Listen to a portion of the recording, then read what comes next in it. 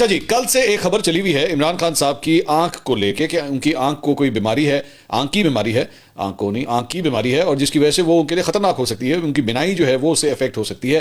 اب فیملی نے جو ہے اس کو ڈینائی کیا ہے۔ فیملی نے کہا جی ہمیں، یعنی ان کی بہن علیمہ خان صاحبہ، انہوں نے ڈینائی کیا کہ ایسی ہمارے پاس کوئی انفارمیشن نہیں ہے۔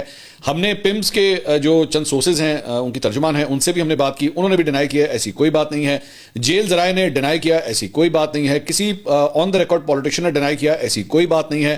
ایک صحافی نے یہ خبر دی تھی اسد اللہ صاحب نے، اس کے بعد یہ پاکستان تحریک انصاف کے آفیشیل اکاؤنٹ سے آئی، اور اس کے بعد آج ڈان نے بھی جو ہے وہ ایکچولی اس خبر کو پک کیا۔ Dawn is a very credible مطلب نیوز پیپر، اور وہ بڑا اس کے اوپر کام کرتے ہیں موسٹ آف دا ٹائم، مطلب آپ میجورٹی آپ کہہ سکتے ہیں کہ ان کی خبریں جو ہیں وہ درست ہوتی ہیں۔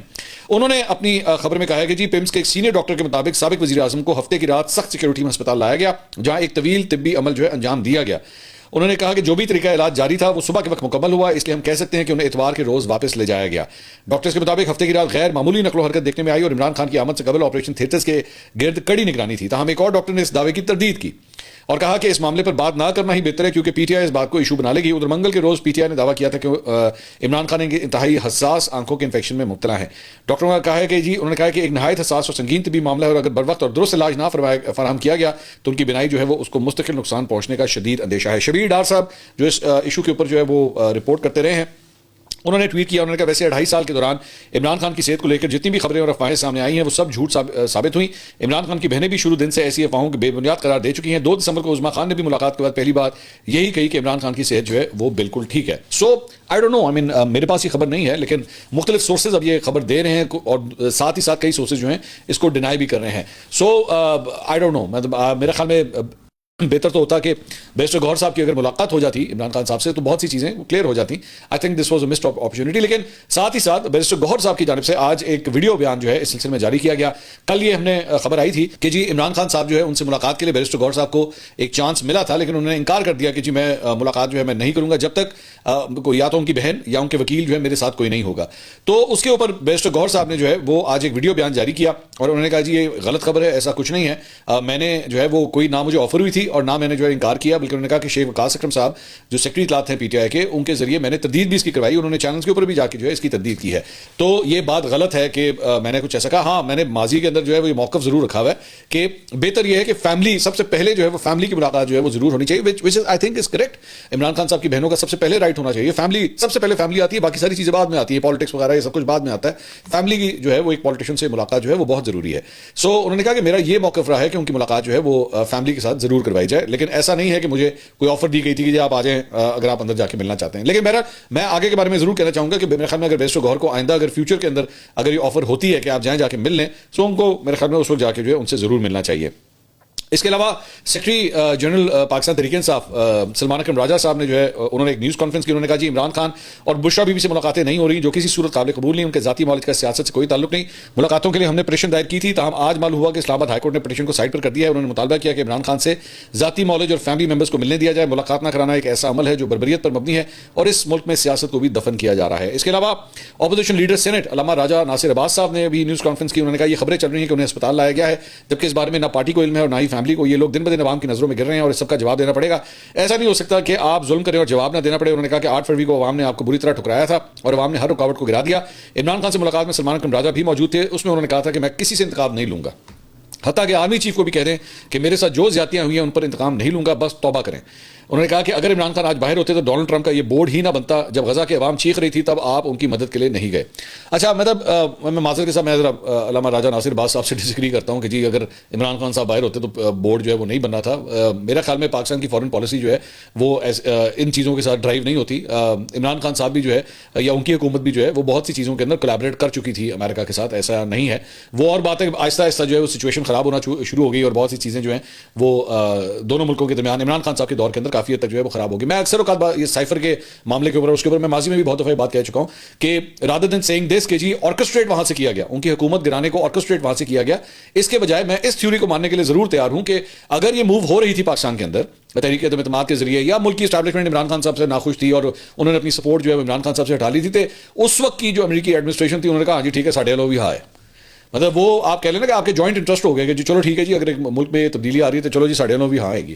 تو ماضی کے اندر آپ کے خیال میں دیگر حکومتوں کے ساتھ نہیں یہ نہیں ہوا یہ عمران خان صاحب کے پہلے کوئی لیڈر تھے جن کے ساتھ یہ ہوا ہے؟ بہت سے ہوتے ہیں. آج چلے میں آج کی ایگزامپل 1 منٹ کے لیے میں آئیے بیٹھ کے بات کر لیتے ہیں اس کے اوپر. ایک ایگزامپل میں آپ کے سامنے آج کی رکھ دیتا ہوں. آپ نے امریکہ کے حوالے سے ایک پوزیشن لے لی ہے, آپ ان کے بورڈ آف پیس کے اندر آپ چلے گئے ہیں, اور ظاہری بات ہے اس کی جانے کی وجہ سے آپ کا آج کل جو یورپین ممالک ہیں یا کچھ اور دیگر ممالک ہیں ان کے ساتھ آپ کے اب وہ تعلقات فی الحال نہیں ہیں جو ایک گرم جوشی وہاں پہ ہوتی تھی. مثال کے طور پہ ایک چھوٹی سی ایگزامپل میں آپ کو دے رہا ہوں کہ آپ کو GSP پلس اسٹیٹس ملا ہوا ہے, ٹھیک ہے, آپ کو یورپین منڈیوں سے, یورپین یونین سے GSP پلس اسٹیٹس ملا ہوا ہے جس کی وجہ سے آپ کے ٹیکسٹائل سیکٹر کو بہت بڑی سپورٹ حاصل ہے. اوکے, ٹھیک ہے.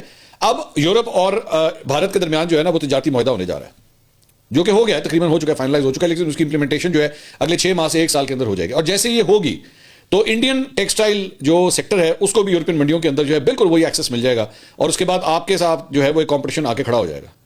تو انہوں نے کیا ہے, تو اس سے کیا فرق پڑتا ہے؟ ہر ملک کے بھی جو ہے نا, آج بنگلہ دیش کی ایگزامپل, میں ایک پرائم ایگزامپل آپ کو بنگلہ دیش کی دیتا ہوں. اس سے پہلے حسینہ واجد وہاں پہ تھی, پاکستان اور بنگلہ دیش کے تعلقات انتہائی خراب تھے, انتہائی خراب تھے. جس دن سے حسینہ واجد گئی ہے اور جس دن سے ڈاکٹر یونس کی گورنمنٹ وہاں پہ آئی ہے اور نیا سیٹ اپ وہاں پہ آیا ہے, پاکستان کے ساتھ تعلقات دیکھیں کتنے زبردست ہو گئے. مطلب ہم آج ایک ایسی سٹیج کے اوپر ہیں کہ ہم یہ کہہ رہے ہیں جی آپ نے بنگلہ دیش کو جو ورلڈ کپ نہیں کھیلنے دیا, تاڑی ایسی تیسی اسی بھی بائیکاٹ کر دیں گے. مطلب یہاں تک آپ آ گئے ہیں. آپ نے آج تک کبھی پاکستان کو کسی اور ملک کے حوالے سے کرکٹ کے اندر اس طرح سپورٹ کرتے دیکھا ہے؟ لیکن آپ کر رہے ہیں. تو ملکوں کے مختلف جو ایڈمنسٹریشن یا وہاں کی حکومتیں ہوتی ہیں نا, ان کے ساتھ تعلقات لیڈروں کے ساتھ چینج بھی ہوتے رہتے ہیں. بہت کم ایسے ممالک ہیں جہاں پہ اس طرح کے چینجز نہیں آتے, لیکن کچھ وہ وقت کے ساتھ وہ بھی تبدیل ہوتے ہیں. سعودی عربیہ ایک بڑی پرائم ایگزامپل ہے.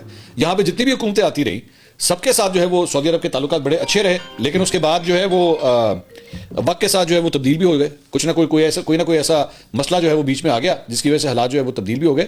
تو چیزیں جو ہیں وہ چینج ہو جاتی ہیں. اینی ویز آگے چلتے ہیں. اس کے علاوہ صالح ظافر صاحب ہیں, بڑے سینئر جرنلسٹ ہیں, جنگ سے ان کا تعلق ہے, ماضی میں بہت سی غلط خبریں دے چکے ہیں. انہوں نے ایک اور خبر جو ہے اب دی ہے, یہ ضروری ہوتا ہے نا میں بتانا آپ کو. تو انہوں نے ایک اور خبر دی ہے کہ جی عمران خان سے ملاقاتیں کھلنے کا انحصار جو ہے وہ 8 فروری کے رویے پر ہوگا. کھانا تیار کرنے والے مشقتی نے بلا وجہ مبینہ بدزبانی پر درخواست کر کے اپنی ڈیوٹی تبدیل کروا لی. انہوں نے کہا جی خان صاحب نے گانا کاٹ دینے, صحیح طرح میں سے بات نہیں کرتے. تو ان کے مطابق انہوں نے اپنی ڈیوٹی چینج کروا لی ہے.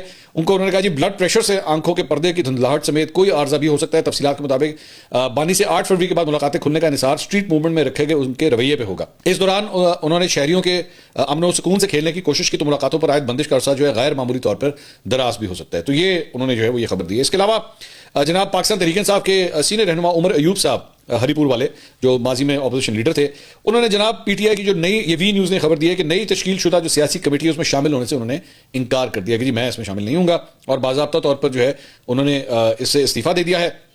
اور انہوں نے سلمان اکرم راجہ صاحب کو جو ہے اپنا استعفیٰ بھجوایا ہے.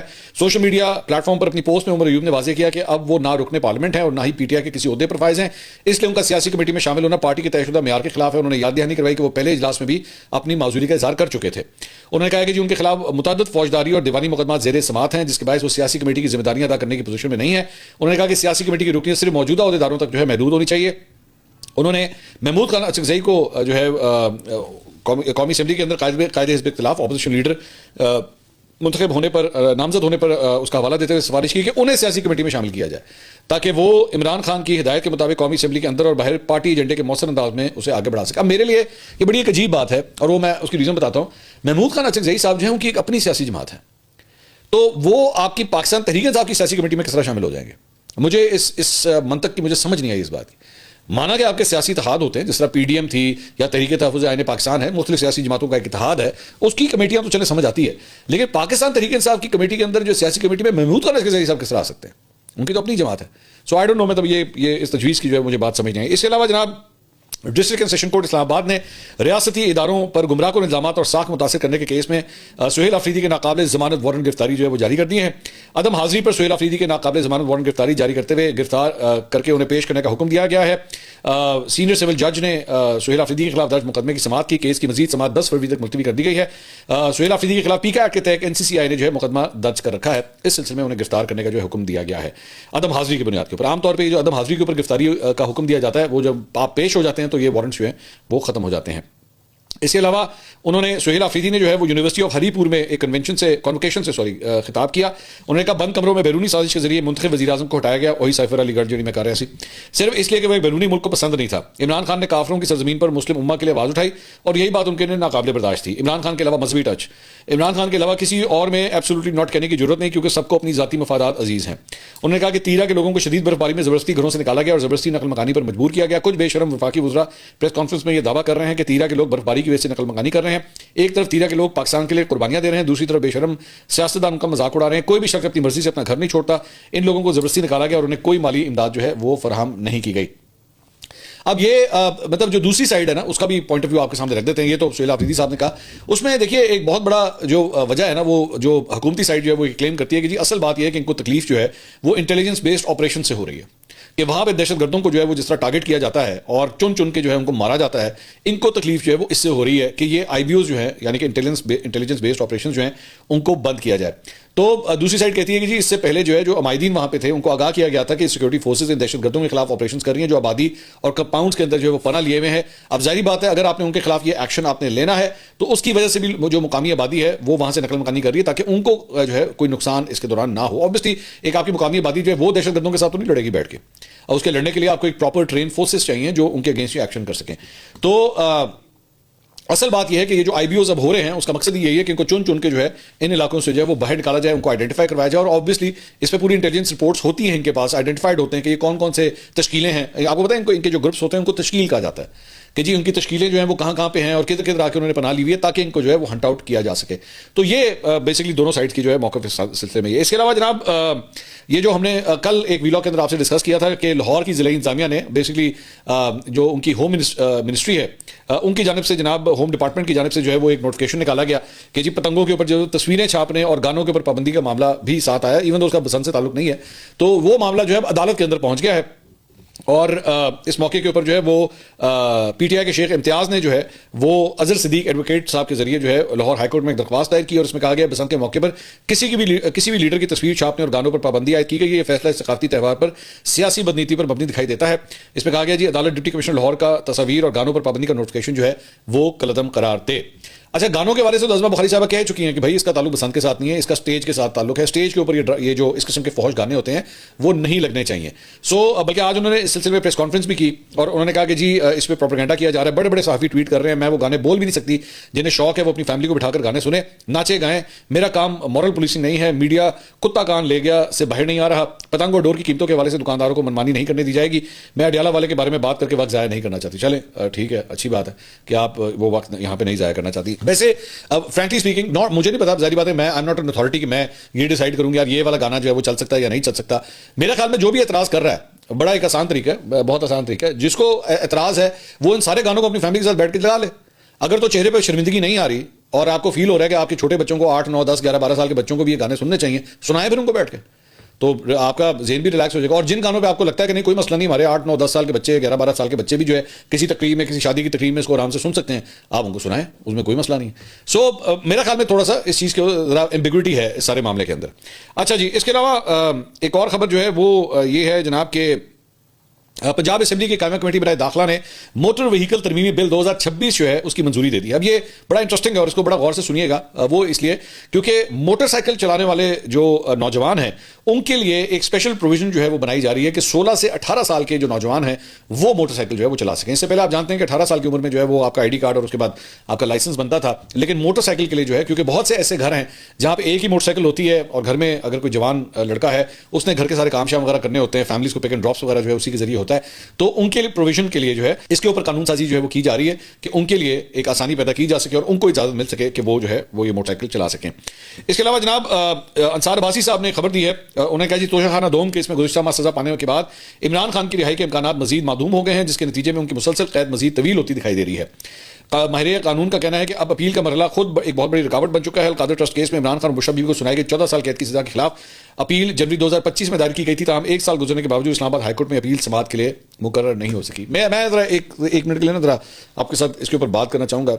مجھے بڑا عجیب لگتا ہے جب عمران خان صاحب کے کیسز کو لے کے نا قانونی نقطے ڈسکس ہونا شروع ہو جاتے ہیں. ایکچولی یوں نہیں ہوا تھا, وہ اپیل یہاں نہیں ہوئی تھی, وہ وکیل یہاں نہیں گیا تھا, وہ جج کے سامنے یوں نہیں پیش ہوا تھا, اس نے یہ نہیں کیا تھا. اور میرے بھائی یہ پاکستان ہے, لیٹس بی ریئلسٹک. ان ساری چیزوں کے ساتھ اس کا کوئی تعلق نہیں ہے. ٹھیک ہے, جس دن عمران خان صاحب کے معاملات سیٹ ہو گئے نا, اس دن عمران خان صاحب کی رہائی ہو جائے گی. بس اس وقت پورا نظام جو ہے نا یوں کر کے پلٹے گا اور سب کچھ ٹھیک ہونا شروع. ساری اپیلیں جو ہے منظور ہونا شروع ہو جائیں گی, اور اپیلیں لگنا بھی شروع ہو جائیں گی, منظور بھی ہونا شروع ہو جائیں گی. کیسز مزید بننا بھی بند ہو جائیں گے, اور کئی کیسز جو ہیں وہ اڑا بھی دیے جائیں گے. یہ ذہن میں رکھیے گا.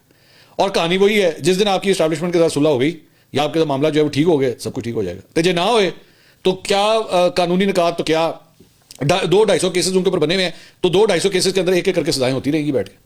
یہ ہے اصل سچویشن. باقی سارا جو ہے نا, اور ہاں یہ مطلب جو چند لونڈے لپاڑے ہیں نا جو اکثر بیٹھ کے بس آپ دیکھ لیجیے گا اگلے 48 گھنٹے, وہ میں ایک صاحب تھے, میں ان کا میں سن لا, اب فیصلہ کر لیا گیا ہے اڈیالہ جیل کے اوپر سیڑھیاں لگا دی جائیں گی. میں کہا 5 سیڑھیاں لگا کے جوتے لانے تو وہ جوتوں کی دکان میں ہوتا ہے نا, 8 نمبر سوٹی 10 نمبر سوٹی, کیا ہو گیا یار, آپ کیوں لوگوں کے بیوقوف بناتے ہیں. اچھا, میں نے ایک بڑی انٹرسٹنگ چیز نوٹ کی ہے, یہ پاکستان تحریک انصاف کے کارکنوں کو نا ٹرک کی بتی کے پیچھے لگانے کے لیے نا لونڈے بھی ریپلیس ہوتے رہتے ہیں. کبھی ایک لونڈا آتا ہے, وہ 2-3 ماہ جو ہے وہ اس طرح کا سودا بیچتا ہے, پھر وہ ڈسکریڈٹ ہوتا ہے. پھر پی ٹی آئی کے لوگ جو ہے خود کہتا ہے چالا جھوٹ بولتا ہے, بکواس کرتا ہے, کچھ نہیں ہے ایسا کچھ نہیں ہونے والا. جب وہ ڈسکریڈٹ ہو جاتا ہے, مہینے 1.5 مہینے کے بعد ایک نیا لونڈا آ جاتا ہے, وہ نئی سٹوری مارکیٹ کے اندر لے کر آتا ہے. میں آپ کو بتا رہا ہوں, جب میں غفیر آ گیا ہے, وہ ڈیالہ کے اوپر چڑھ جائیں گے, خان صاحب کو ہیلی کاپٹر کے ذریعے باہر لے آئیں گے. مجھے آج بھی یاد ہے کہ جب 8 فروری کے الیکشن ہوئے تھے نا, تو اگلی رات کو انہوں نے پتہ نہیں جنرلوں کی تو بریگیڈیوں کی جو ہے وہ گاڑیاں ڈیالہ جیل پہنچا دی تھیں کہ جناب جھنڈے والی گاڑیاں پہنچ گئی ہیں, یہ ہو گیا وہ ہو گیا. وہ ایک لونڈے نے کہا تھا کہ ڈی چوک کے اوپر جو ہے عمران خان صاحب کے بطور وزیر اعظم جو ہے حلف برداری کی تقریب کی جو ہے وہ ساری تیاریاں شروع ہو گئی. ایسا سودا بیچتے ہیں اور بیچارے لوگ بیوقوف بن جاتے ہیں. یا ٹیل دم دا بٹر ٹروتھ, کڑوا سچ بتا دو, جھوٹ مت بولو خدا کے لیے. اور ایسا بندہ ہوتا ہے جس کے بارے میں دیکھیں, ہمیشہ کوئی بھی تجزیہ کار یا صحافی جب ہوتا ہے نا, وہ آپ کو اگر کوئی بات بتائے گا تو وہ رپورٹنگ, خبر, سورسز سے بات چیت کرنے کے بعد اپنا ایک انالیسس دے گا. ہو سکتا ہے وہ آپ کے لیڈر کے لیے آپ کو پسند نہ ہو بات, آپ کو بری لگے کہ یار یہ کیوں کہہ رہا ہے. اس وقت پی ٹی آئی کا ورکر کیا سننا چاہے گا, 1 منٹ کے لیے ذرا سائیکی کو انڈرسٹینڈ کریں, وہ کیا سننا چاہے گا. وہ سننا چاہے گا ایلو جی اگلے 15 دن عمران خان سے باہر آ رہے ہیں, یہی ہے نا. یا وہ جس طرح شیخ رشید صاحب کہتے تھے, بس آپ دیکھنا چھوٹی عید کے بعد یہ ہو جائے گا, بڑی عید کے بعد یہ ہو جائے گا, گرمیوں کے بعد یہ ہو جائے گا, سردیوں کے بعد یہ ہو جائے گا, بارشوں کے بعد یہ ہو جائے گا. بارشوں کے بعد صرف مینڈک نکلے اور کچھ بھی نہیں ہوا. ٹھیک ہے, تو یہ جو امید ہے نا, یہ یوٹیوب کے اوپر بیچی جاتی ہے ان لونڈے لپاڑوں کے ذریعے. برائے مہربانی اس سے بہتر ہے کہ آپ وہ کڑوا سچ سن لیں. اگر میں آپ کو کہہ رہا ہوں, چلے میں آج آپ کو کہہ رہا ہوں کہ اس وقت عمران خان صاحب کے باہر آنے کا کوئی چانس نہیں ہے, ایبسولوٹلی ناٹ. ٹھیک ہے, ایبسولوٹلی ناٹ, کوئی چانس نہیں ہے. اور ظاہری بات ہے, یہ ساری بات جو ہے وہ میں آپ سے بات چیت کے بعد, مختلف میٹنگز کے بعد, لوگوں کی رائے سننے کے بعد, اس کے بعد اس نتیجے پہ آپ پہنچ رہا ہوں کہ بھائی اس وقت کوئی چانس نہیں. اس کے علاوہ جناب ایک خبر جو ہے وہ انڈیا سے ہے, جہاں پہ ایک اور جہاز جو ہے وہ آج گر گیا. لیکن یہ جہاز جو ہے وہ مہاراشٹر کے نائب وزیر اعلیٰ اجت پوار وہ اس کے اندر سوار تھے, اور وہ اس کے اندر جو ہے وہ جاں بحق ہوئے ہیں. اور یہ ان کا جہاز جو ہے وہ صبح ممبئی سے بارامتی جو ہے وہ جا رہا تھا. جب لینڈنگ کے دوران جو ہے اس جہاز کو حادثہ پیش آیا, ان کے سمیت جو ہے وہ دیگر عملے کے, سیکورٹی عملے کے مزید 4 افراد جو ہے وہ بھی اس حادثے کے اندر جو ہے وہ ہلاک ہو گئے ہیں. یہ طیارہ جو ہے وہ 8:10 کے اوپر ممبئی سے روانہ ہوا, اور آدھے گھنٹے بعد بارامتی ایئرپورٹ کے قریب لینڈنگ کی کوشش کے دوران جو ہے وہ حادثے کا شکار ہو گیا. زیادہ تر یہ کہا جاتا ہے کہ جہازوں کے جو حادثہ ہوتے ہیں یا تو وہ ٹیک آفس میں ہوتے ہیں یا وہ لینڈنگ میں ہوتے ہیں, زیادہ تر, majority, not all of them but majority. اب یہ اس میں لیکن ایک اور بھی اینگل ہے. اس میں اینگل یہ ہے, ایک تو میں ان کے بارے میں آپ کو بتا دوں کہ جو اجت پوار ہیں, ان کے بارے میں کہا جاتا ہے کہ مسلمانوں کے لیے ان کے دل میں بڑا ایک نرم گوشہ تھا. اور بلکہ ان کی تقاریر ہیں, جہاں پہ ایک تقریر کے اندر انہوں نے یہاں تک کہا کہ مسلمان جو ہیں وہ ہمارے بھائی ہیں, ان کی بالکل ویسی ٹریٹمنٹ ہونی چاہیے جس طرح کسی بھی اور شخص کی ہوتی ہے. بڑے سیکولر مطلب ان کا مائنڈ سیٹ تھا اس حوالے سے. اور دوسرا, انہوں نے مدرسوں کے اندر مسلمان بچوں کی جابس کے لیے انہوں نے بڑا کام کیا ہے, اور ان کی پوزیشن جو پولیٹیکل پوزیشن تھی ان کے بارے میں یہ کہا جاتا ہے. تو اب انڈیا کے اندر بیسکلی یہ بھی ایک ڈسکشن ہو رہی ہے کہ کیا انہیں قتل کیا گیا ہے, کیا اس طیارے کو جان بوجھ کے حادثہ کروایا گیا ہے. کیونکہ ممتا بینرجی جو چیف منسٹر ہیں ویسٹ بنگال کی, انہوں نے بھی ایکچولی اس کے اوپر جو ہے وہ سوالیہ نشان اٹھائے ہیں کہ ایسا کیوں ہو رہا ہے. ابھی پچھلے دنوں ایک اور پولیٹیشین کی بھی جو ہے ایک طیارے حادثے کے اندر ہی جو ہے وہ موت ہوئی تھی. اب ایک اور ایسا پولیٹیشین جو مسلمانوں کے حوالے سے ایک نرم گوشہ رکھتا ہے, اس کی کس طرح ڈیتھ ہو گئی. اب میں نہیں جانتا, اوبیسلی میں وہ ارنب گوسوامی والی حرکتیں نہیں کروں گا کہ میں بیٹھ کے بلا وجہ جو ہے یہ کہہ دوں گا نہیں اسی طرح ہی ہوا ہے. لیکن وہاں پہ کئی سیاستدان, میں نے ابھی تک بیٹھ کے میں ریسرچ کر رہا تھا, 5-6 انڈین پولیٹیشینس نے ایکچولی اس حادثے کے اوپر سوالات اٹھائے ہیں کہ جی اس کی پراپر انویسٹیگیشن ہونی چاہیے کہ ایکچولی ہوا کیا ہے. تو دس از اندر پلین جس کا کریش ہو گیا ہے انڈیا کے اندر. ان کی ایویشن انڈسٹری جو ہے نا, مجھے تو لگ رہا ہے پہلے تو شاید صرف ٹیکنیکل فالٹس ہی ہوتے تھے, اب تو شاید جب سے انہوں نے پاکستان کے خلاف جنگ کی ہے نا, اور اس کے بعد ان کے جہازوں کو جو ہے وہ کس طرح اٹھا کے نیچے پھینکا گیا ہے, اس کے بعد پوری ایویشن انڈسٹری جو ہے وہ شوق میں چلی گئی. آپ کو یاد ہوگا پچھلے دنوں ایک وہ جو دبئی کے اندر بھی جو ہے ایک ایئر شو ہوا تھا, وہاں پہ بھی ان کا ایک جہاز گر گیا تھا, وہ بھی ایک بہت بڑی امبیرسمنٹ تھی ان کے لیے. اب یہ ایک اور جہاز جو ہے وہاں پہ گر گیا, even though this was a private jet, مطلب یہ ایک پرائیویٹ کمپنی کا تھا, یہ سرکاری جیٹ نہیں تھا, لیکن ایویشن انڈسٹری کا کیا حال ہے یہ صورتحال آپ کے سامنے. اگلی ویڈیو میں آپ سے دوبارہ ملاقات